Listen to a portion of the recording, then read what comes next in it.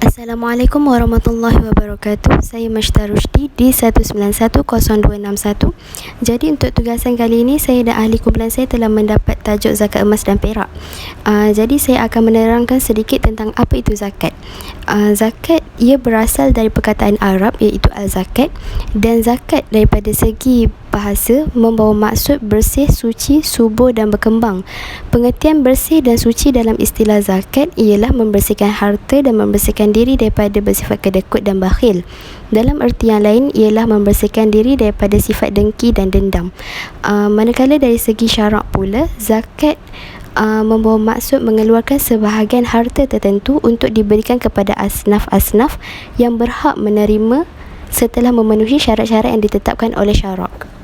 Assalamualaikum warahmatullahi wabarakatuh. Nama saya Nur Hazira Afika binti Khairi Izwan di 1910500. Okey, hari ini saya akan bentangkan tentang jenis-jenis zakat. Okey, kita ada dua zakat, iaitu zakat fitrah dan zakat harta. Okey, kita pergi kepada zakat fitrah. Zakat fitrah ni ialah sedekah yang diwajibkan dikeluarkan selepas berbuka untuk beraya dan selesainya Ramadan. Perintah menunaikan zakat fitrah bermula pada tahun kedua Hijrah, iaitu tahun diwajibkan puasa dan bulan Ramadan untuk mensucikan orang Islam yang berpuasa dari kata-kata dan perbuatan yang tidak berguna. Zakat fitrah ni juga kan, dia untuk beri makanan kepada orang-orang miskin dan cukupkan keperluan dan permintaan pada hari 1 Syawal Aidilfitri. Okey, itu zakat fitrah. Kepada zakat harta pula, dia ada banyak di bawah dia. Tapi secara umumnya ialah zakat yang diwajibkan apabila sudah mencapai nisab, iaitu mencapai jumlah tertentu akan sesuatu harta tersebut.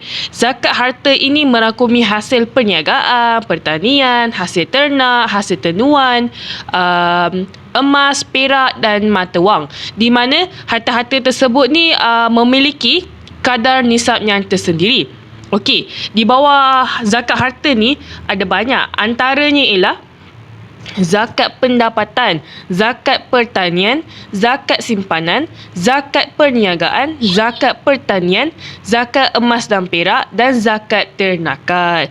Akan tetapi kita akan pergi banyak-banyak ni, kita akan pergi kepada yang spesifik, iaitu tajuk kita zakat emas dan perak. Assalamualaikum, nama saya Nur Syahada binti Jamaluddin.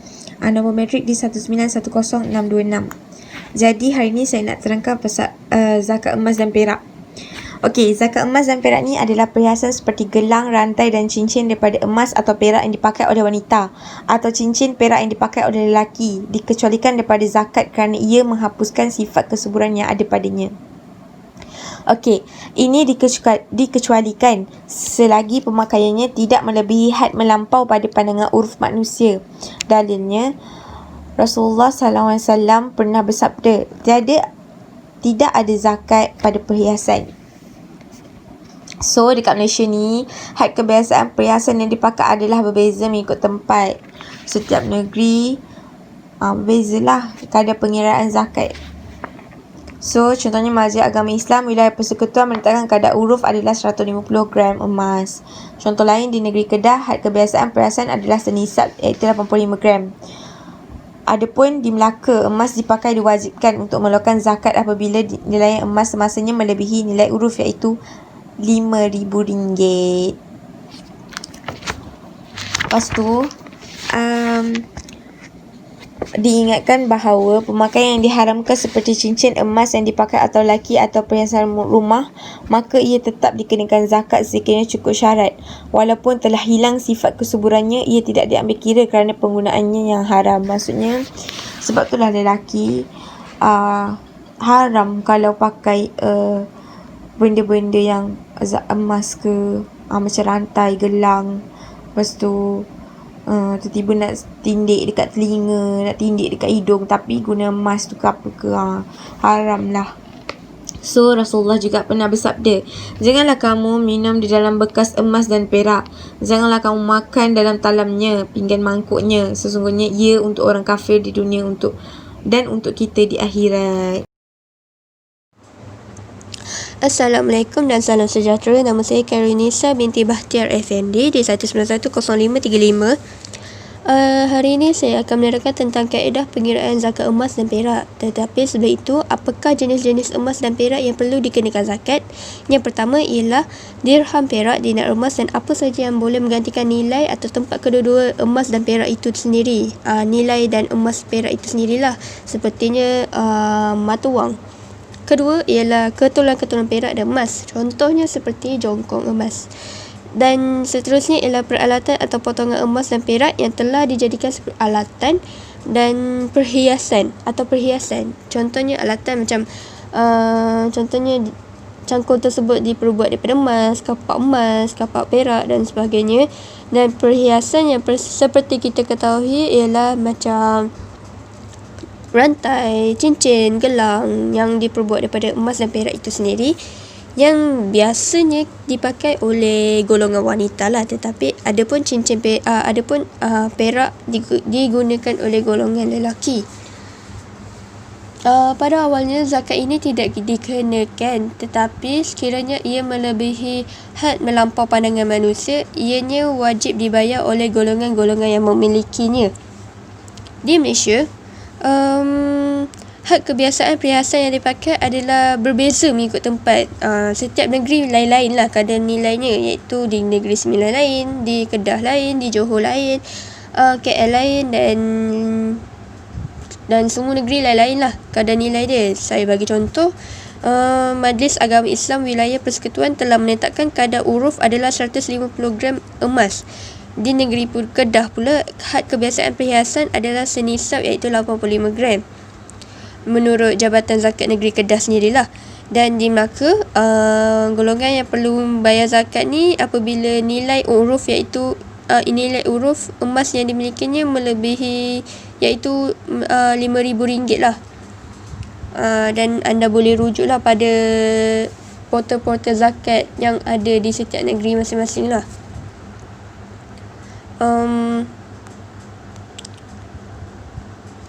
Tetapi diingatkan juga bahawa pemakaian yang diharamkan seperti cincin emas yang dipakai oleh golongan lelaki atau perhiasan rumah, ianya tetap dikenakan zakat sekiranya mencukupi syarat, walaupun telah hilang sifat dan ia tak diambil kira penggunaannya lah yang haram.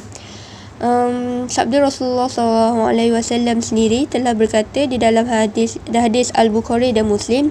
Beliau bersabda iaitu, janganlah kamu minum di dalam bekas emas dan perak, dan janganlah kamu makan dalam talamnya, iaitu pinggan dan mangkuk yang diperbuat daripada emas lah.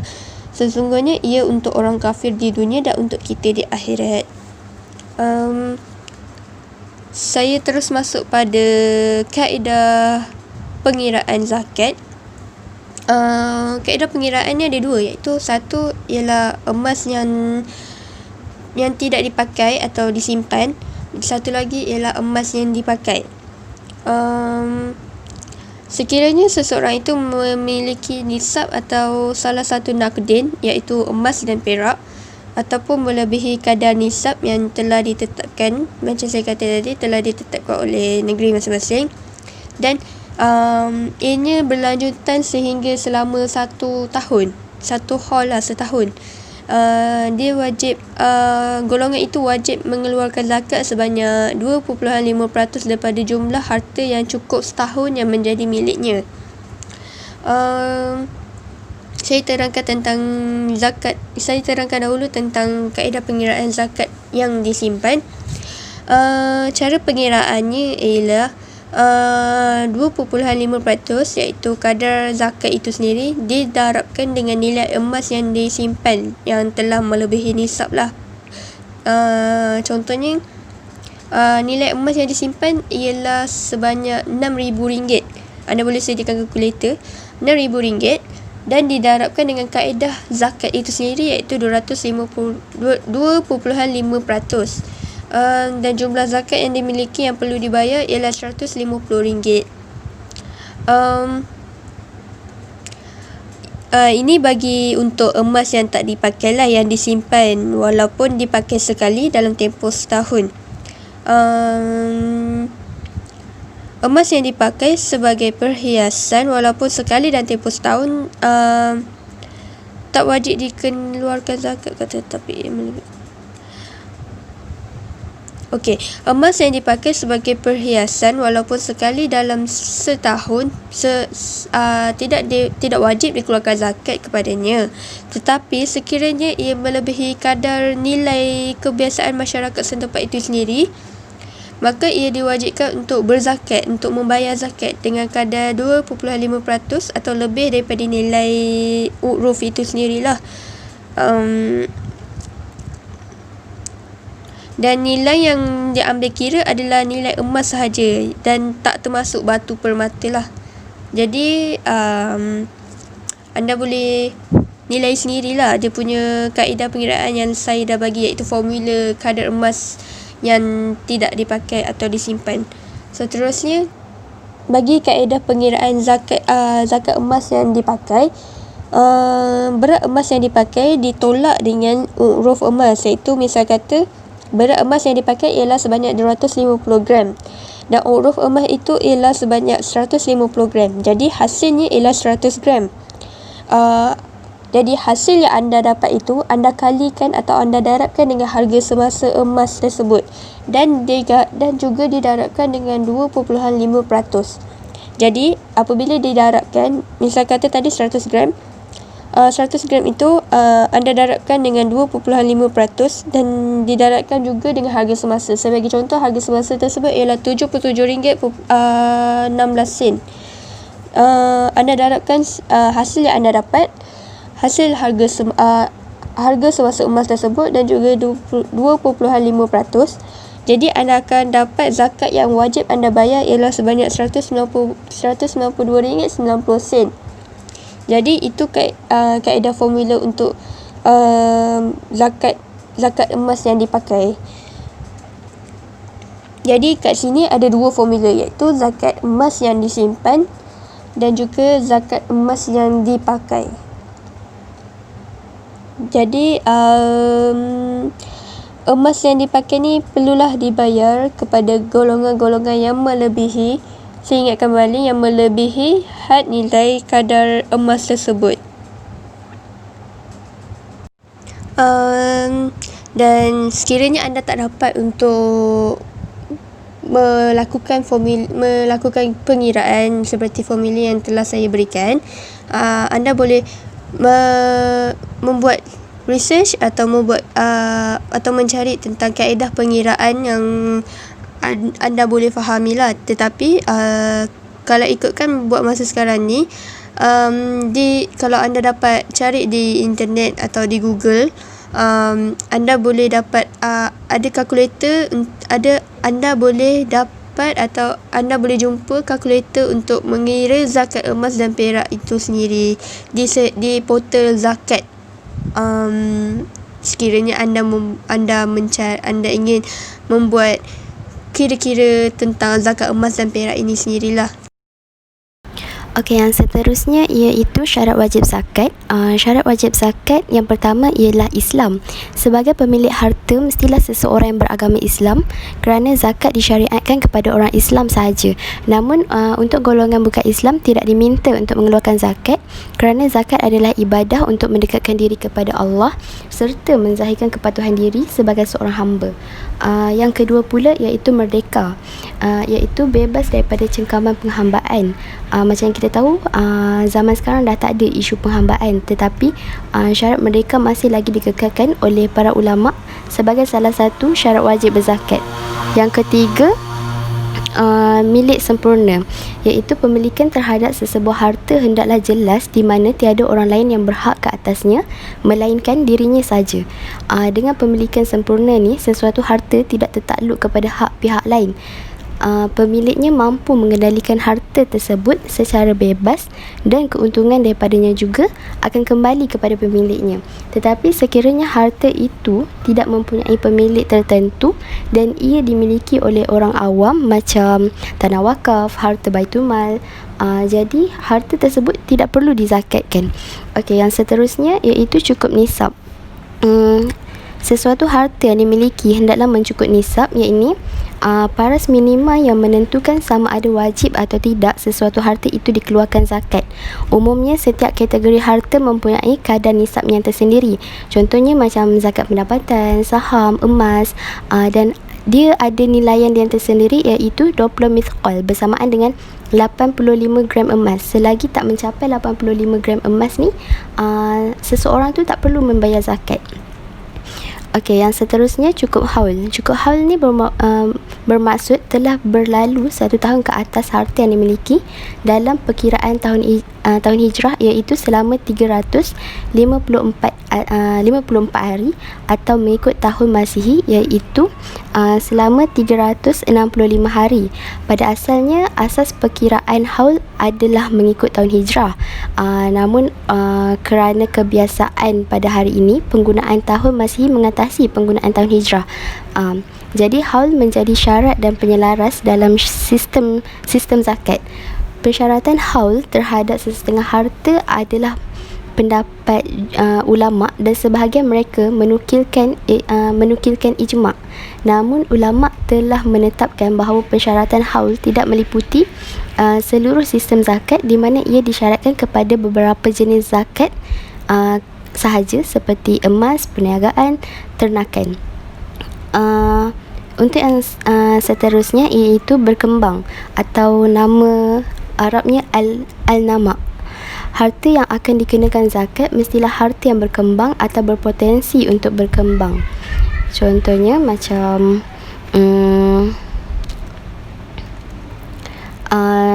macam akan terbahagi kepada dua, berkembang secara hakiki atau boleh diusahakan. Macam bentuk harta zakat yang berkembang secara hakiki macam binatang ternakan berkaki 4 seperti unta, lembu, kerbau, kambing. Hasil tanaman yang menjadi makanan asas seperti padi, jagung dan seumpamanya lah. Okey, yang kedua, harta zakat yang berkembang dengan sebab boleh diusahakan, iaitu emas, perak, mata wang dan hasil seperti minyak, biji timah dan lain-lain. Assalamualaikum, nama saya Nur Fatona binti Muhammad Sukri. Di 1910440. Kesimpulannya adalah zakat merupakan rukun Islam yang kelima. Zakat amat penting bagi umat Islam untuk menyucikan harta. Zakat harta dan zakat fitrah wajib dikeluarkan. Bagi umat Islam, zakat ini merupakan satu ibadah yang dituntut oleh agama Islam agar umat Islam dapat berbakti dan membantu antara satu sama lain dengan memberi zakat kepada seperti asnaf-asnaf, golongan asnaf, yang fakir miskin dan orang yang memerlukan, bagi memberi kemudahan kepada mereka.